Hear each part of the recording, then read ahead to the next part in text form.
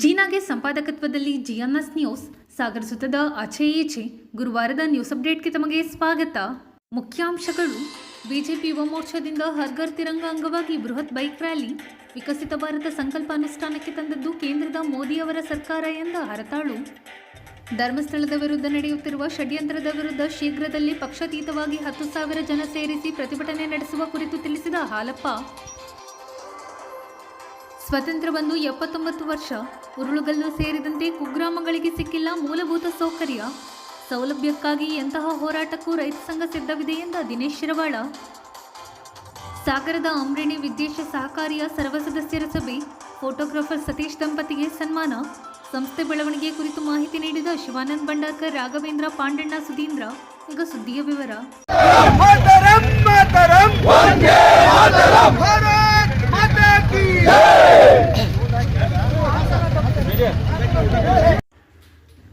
ಪ್ರಧಾನಿ ನರೇಂದ್ರ ಮೋದಿ ಅವರು ಕರೆ ನೀಡಿದ ಹರ್ ಘರ್ ತಿರಂಗ ಕಾರ್ಯಕ್ರಮದ ಅಂಗವಾಗಿ ಬಿಜೆಪಿ ಯುವ ಮೋರ್ಚಾದ ವತಿಯಿಂದ ಗುರುವಾರ ಬೈಕ್ ರ್ಯಾಲಿ ನಡೆಸಲಾಯಿತು. ಮಹಾಗಣಪತಿ ದೇವಸ್ಥಾನದಿಂದ ಹೊರಟ ಬೈಕ್ ರ್ಯಾಲಿ ನಗರದ ಪ್ರಮುಖ ಬೀದಿಗಳಲ್ಲಿ ಸಂಚರಿಸಿತು. ಈ ಸಂದರ್ಭದಲ್ಲಿ ಮಾಜಿ ಸಚಿವ ಹಾಗೂ ಬಿಜೆಪಿ ರಾಜ್ಯ ಉಪಾಧ್ಯಕ್ಷ ಹರತಾಳು ಹಾಲಪ್ಪ, ಬಿಜೆಪಿ ನಿಕಟಪೂರ್ವ ಅಧ್ಯಕ್ಷ ಟಿಡಿ ಮೇಘರಾಜ್ ಮಾತನಾಡಿದರು.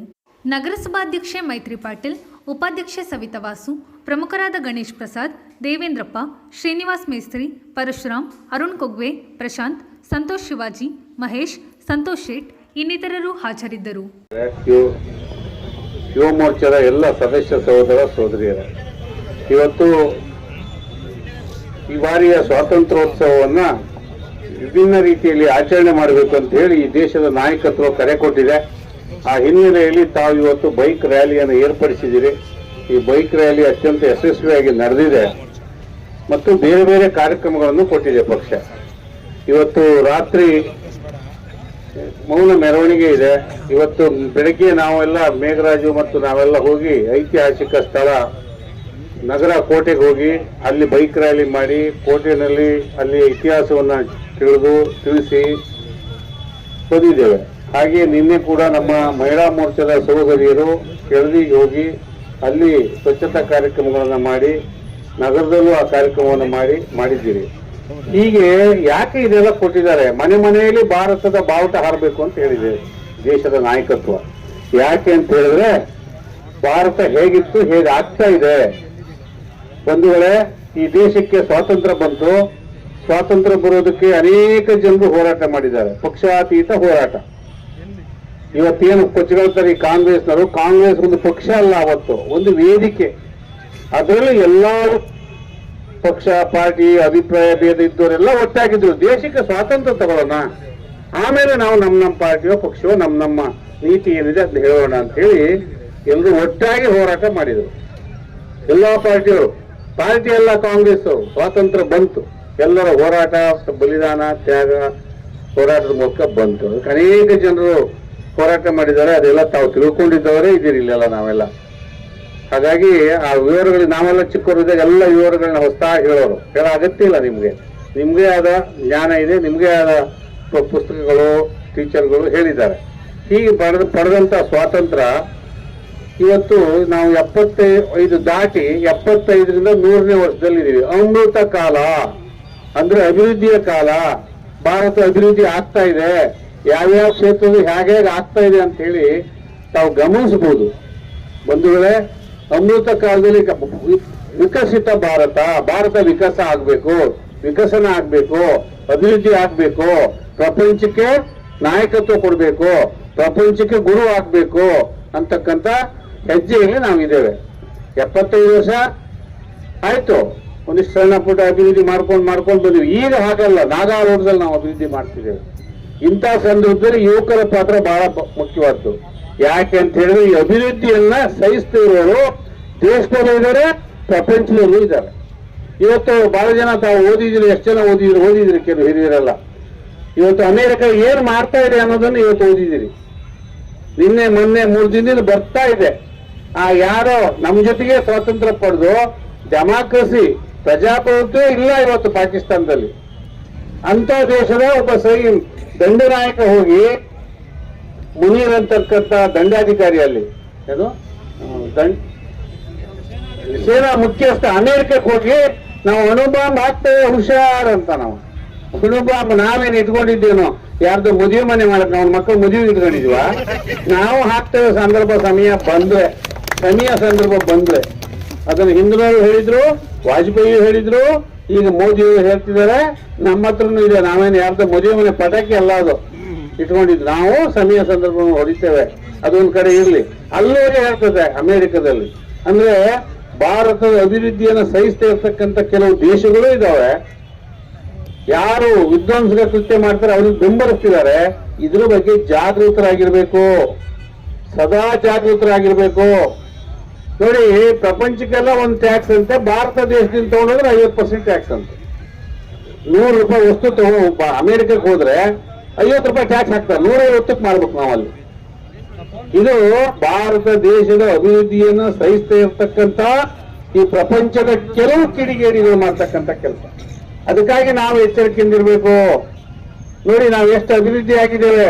ಇವತ್ತೆಲ್ಲ ಬೈಕಲ್ಲಿ ಬಂದಿವಲ್ಲ, ನಮ್ಮ ಅವ್ವ ನಮ್ಮ ಅಪ್ಪನ ಹತ್ರ ಏನಿತ್ತು? ನೀವೇ ಹುಡುಗರಾಗಿದ್ದಾಗ ಹೇಗಿದ್ರಿ?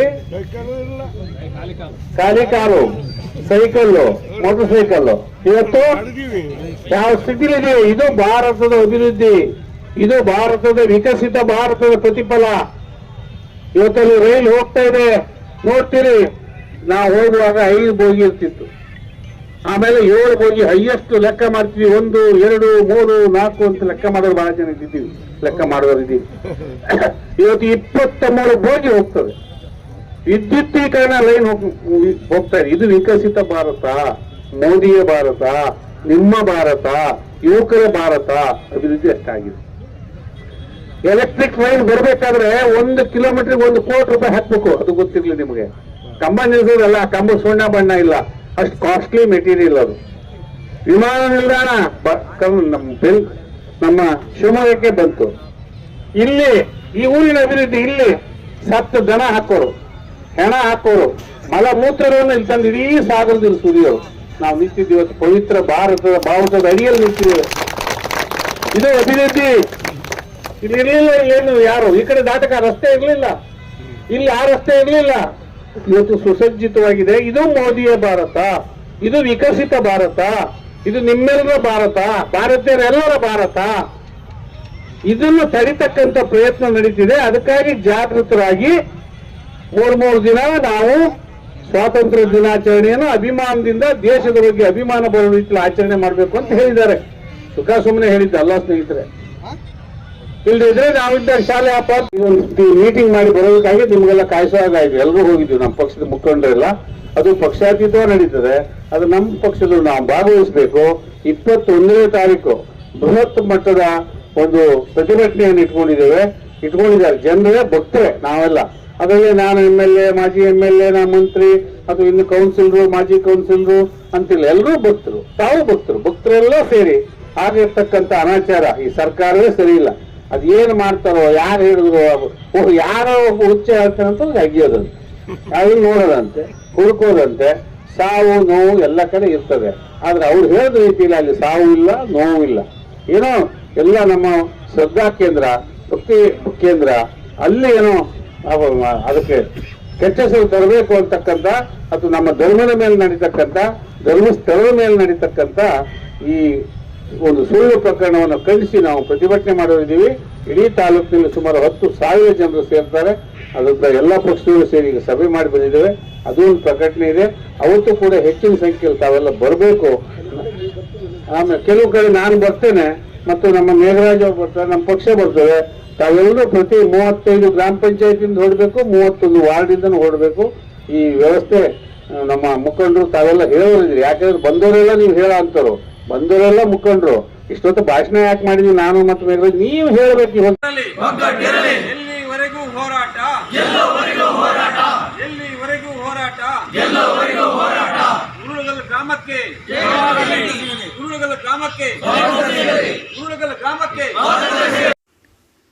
ಸಾಗರ ತಾಲೂಕಿನ ಉರುಳುಗಲ್ಲು ಸೇರಿದಂತೆ ಕುಗ್ರಾಮಗಳಿಗೆ ಮೂಲಭೂತ ಸೌಲಭ್ಯ ಒದಗಿಸಲು ಒತ್ತಾಯಿಸಿ ಗುರುವಾರ ಶಿವಮೊಗ್ಗ ಜಿಲ್ಲಾ ರೈತ ಸಂಘ ಹಾಗೂ ಹಸಿರು ಸೇನೆ ವತಿಯಿಂದ ನಗರಸಭೆ ಆವರಣದ ಗಾಂಧಿ ಪ್ರತಿಮೆ ಎದುರು ಅಹೋರಾತ್ರಿ ಪ್ರತಿಭಟನೆ ಕೈಗೊಳ್ಳಲಾಯಿತು. ಈ ಸಂದರ್ಭದಲ್ಲಿ ರೈತ ಸಂಘದ ಜಿಲ್ಲಾಧ್ಯಕ್ಷ ದಿನೇಶ್ ಶಿರವಾಳ, ಉಪಾಧ್ಯಕ್ಷ ರಮೇಶ್ ಕೆಳದಿ ಮಾತನಾಡಿದರು. ಈ ಸಂದರ್ಭದಲ್ಲಿ ತಾಲೂಕು ಅಧ್ಯಕ್ಷ ಡಾಕ್ಟರ್ ರಾಮಚಂದ್ರಪ್ಪ, ಪ್ರಮುಖರಾದ ಭದ್ರೇಶ್ ಬಾಳಗೋಡು, ಟಾಕಪ್ಪ, ಪ್ರೇಮ್ಕುಮಾರ್, ಅಣ್ಣಪ್ಪ, ಶಿವ ಮೈಲಾರಿಕೊಪ್ಪ, ದೇವರಾಜ್, ನಾಗರಾಜ್, ನಾಗೇಶ್, ಕೃಷ್ಣಮೂರ್ತಿ, ಸೋಮಶೇಖರ್, ಗೋಪಾಲ್, ಕುಬೇರ ಹುಚ್ಚಪ್ಪ ಇನ್ನಿತರರು ಹಾಜರಿದ್ದರು.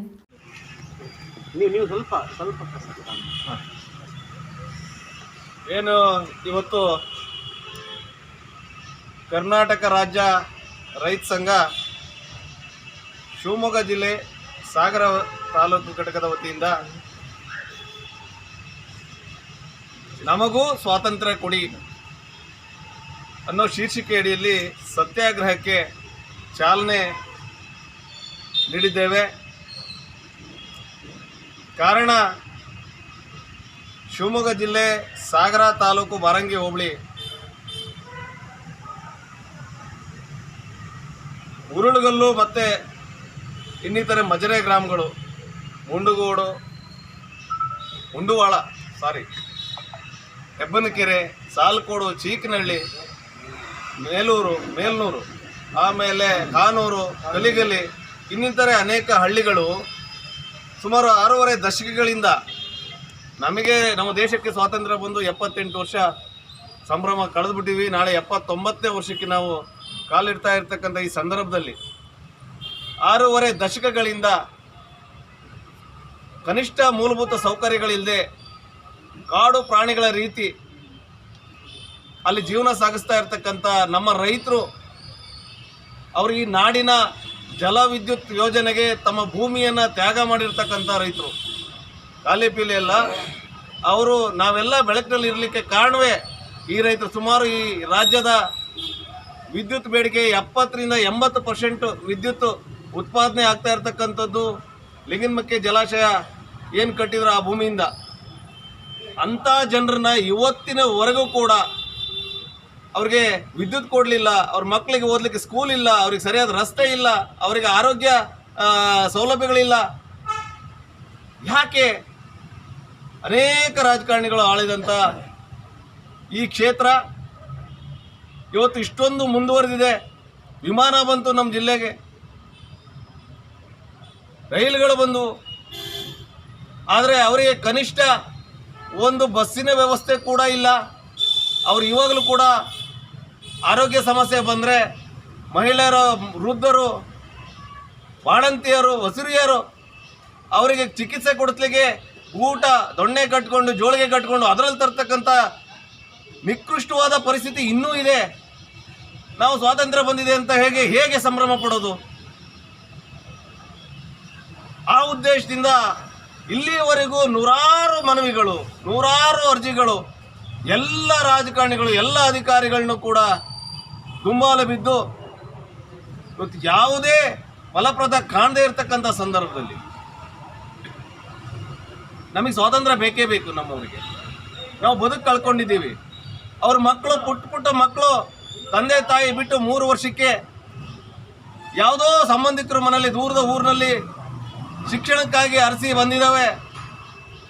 ನನ್ನೂರಿನಲ್ಲಿ ಯಾವುದೋ ಒಂದು ಹಾಸ್ಟೆಲ್ ಥರ ಮಾಡಿದ್ದಾರೆ, ಅಲ್ಲಿದ್ದಾವೆ ಪುಟ್ಟ ಮಕ್ಕಳು. ಹೊಟ್ಟೆ ಉರಿತದೆ ನೋಡಲಿಕ್ಕೆ.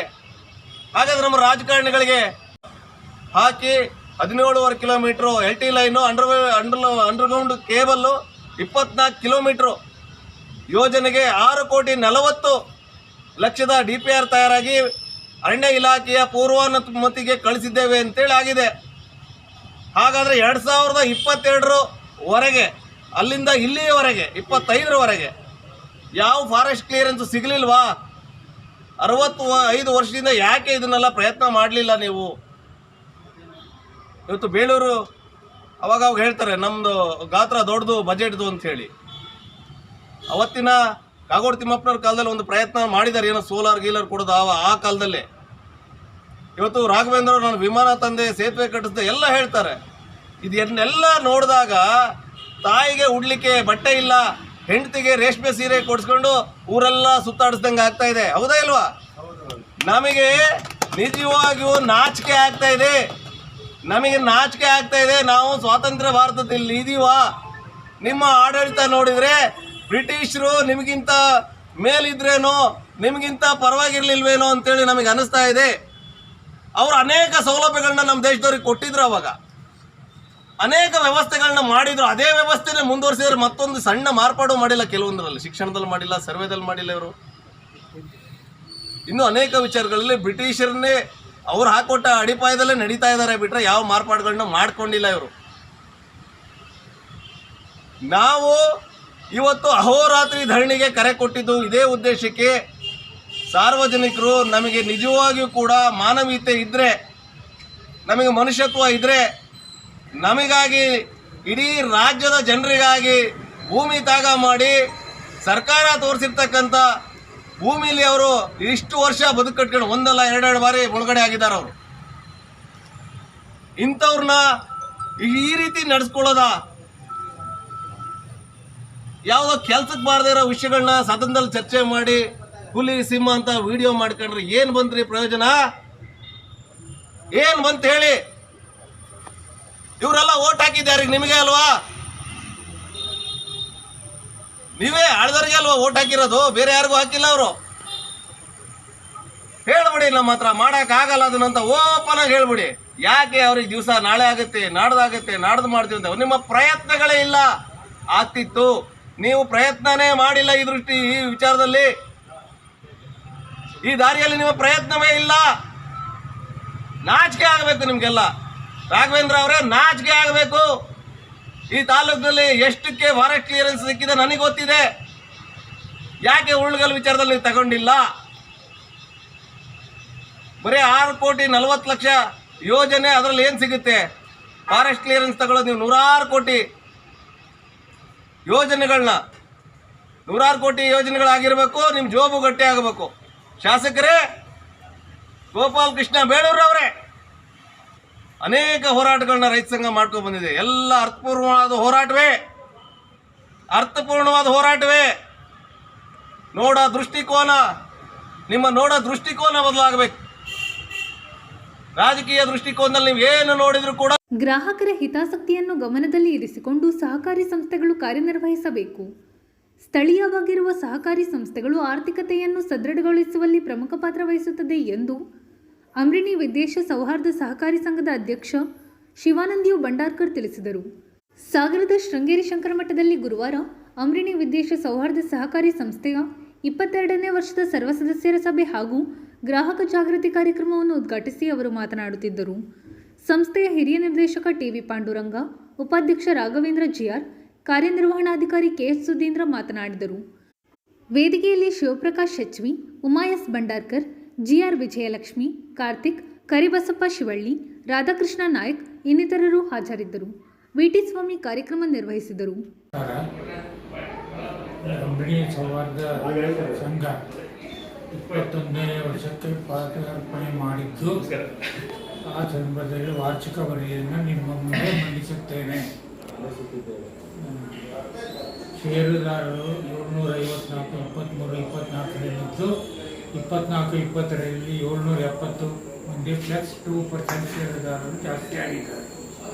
ಷೇರು ಬಂಡವಾಳ 4,74,13,800 23-24ರಲ್ಲಿ, 24-25ರಲ್ಲಿ 6,08,04,914 9% ಜಾಸ್ತಿ ಆಗ್ತಿದೆ. ಠೇವಣಿಗಳು 4,13,91,809 ಹಾಗೂ 24-25ರಲ್ಲಿ 4,44,03,183 ಪ್ಲಸ್ 7%. ಒಟ್ಟು ಸಾಲಗಳ ಮುಂಗಡಗಳು 10,46,74,083. 24-25ರಲ್ಲಿ 12,45,058,332, ಶೇಕಡ 19% ಜಾಸ್ತಿ ಆಗಿದೆ.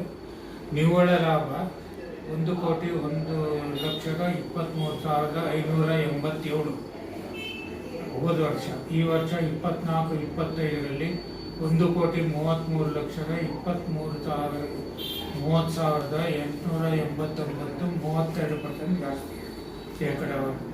ಪ್ರಸ್ತುತ ಸಾಲಿನಲ್ಲಿ ಸರ್ಕಾರಿ ನಮ್ಮ ಸದಸ್ಯರಿಗೆ 15,85,85,000 ರೂಗಳನ್ನು ಸಾಲ ವಿತರಿಸಿದ್ದು, 13,87,000 751 ರೂಗಳ ವಸೂಲಾತಿ ವರ್ಷದ ಅಂತ್ಯದಲ್ಲಿ 12,45,58,332 ಬಾಕಿ ಇರುತ್ತದೆ. ಕೆಲವು ಸಾಲಗಳನ್ನು ವಸೂಲಿ ಮಾಡಿದ್ದು ಕೆಲವು ಶಿಸ್ತು ಹಾಗೂ ಪಾದರಕ್ಷೆಯನ್ನು ಸರ್ಕಾರಿ ಹಿಂದಿನ ವರ್ಷಕ್ಕಿಂತ ಹೆಚ್ಚಿನ ವಹಿವಾಟು ನಡೆದಿರುತ್ತದೆ. ಈ ಶ್ರೇಣಿಯಲ್ಲಿ ಪ್ರಗತಿಯಲ್ಲಿ ಸಾಧಿಸಿದ್ದು ಪ್ರಸ್ತುತ ಸಾಲಿನಲ್ಲಿ 42,14,83,175 ಠೇವಣಿ ಜಮೆಯಾಗಿದ್ದು 41,74,71,804 ಠೇವಣಿ ಪಾವತಿಸಿದ್ದು 4,44,03,180 ಠೇವಣಿ ಬಾಕಿ ಉಳಿಸಿಕೊಂಡಿರುತ್ತದೆ. ಈ ಪ್ರಸ್ತುತ ಸಾಲಿನಲ್ಲಿ ಸರ್ಕಾರಿ ಒಟ್ಟು 6,08,45,200 ಷೇರು ಬಂಡವಾಳವನ್ನು ಹೊಂದಿದೆ. ಇದುವರೆಗೆ ಸಹಕಾರಿಯು 6,08,04,900 ನಿಧಿಗಳನ್ನು ಹೊಂದಿದ್ದು ಸ್ವತಃ ಬಂಡವಾಳವು ಸರ್ಕಾರಿ ಬಲವನ್ನು ಹೆಚ್ಚಿಸುತ್ತದೆ. ಒಟ್ಟು ದುಡಿಯುವ ಬಂಡವಾಳವನ್ನು 17,85,58,224 ಮೀರಿಸುತ್ತದೆ.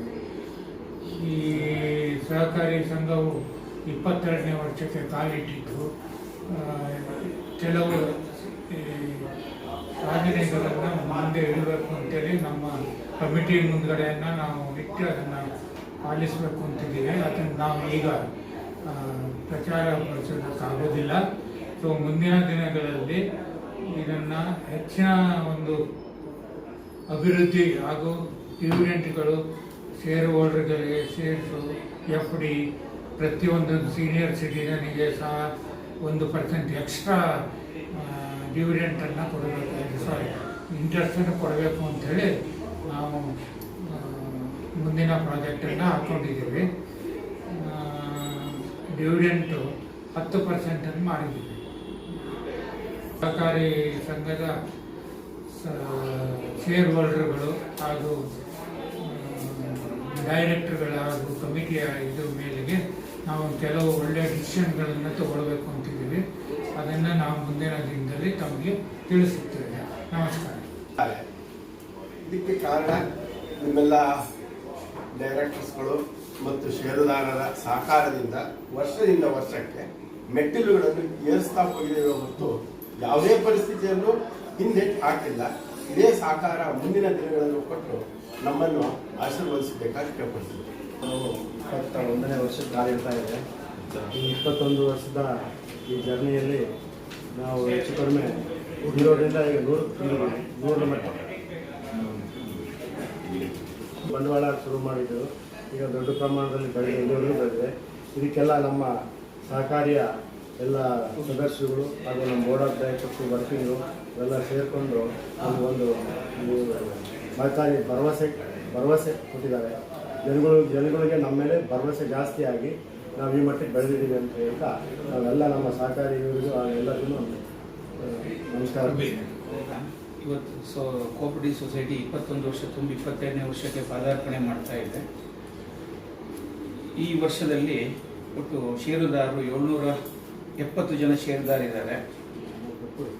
ಒಟ್ಟು ಟೋಟಲಿ 15 ಕೋಟಿ, ಈ ಪ್ರಸ್ತುತ ಸಾಲಿನಲ್ಲಿ 15,85,85,000 ಸಾಲ ವಿತರಣೆ ಮಾಡಿದ್ದು, ಅದರೊಳಗೆ 13,87,00,000 ರಿಕವರಿ ಮಾಡಿದ್ದೀವಿ.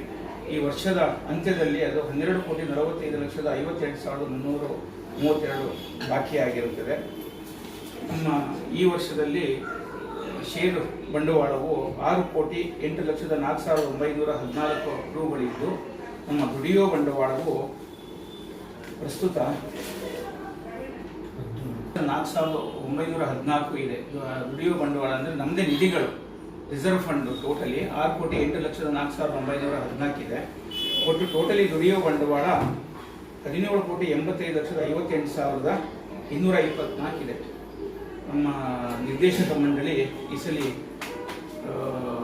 ಸೀನಿಯರ್ ಸಿಟಿಜನ್ಗೆ 10% ಜಾಸ್ತಿ ಠೇವಣಿ ಮೇಲೆ ಕೊಡಬೇಕು ಅಂತ ಹೇಳಿ ತೀರ್ಮಾನ ಮಾಡಿದ್ದಾರೆ. ಈ ಸಲ ಅಧ್ಯಕ್ಷರು ಹೇಳಿದಂಗೆ ಟೋಟಲಿ ಡಿವಿಡೆಂಡನ್ನು 10% ಘೋಷಣೆ. ಇದು ಗುರುವಾರದ ಸಮಗ್ರ ಸುದ್ದಿ. ನಿರಂತರ ಸುದ್ದಿಗಾಗಿ ನೋಡ್ತಾ ಇರಿ GNS ನ್ಯೂಸ್. ನಮಸ್ಕಾರ.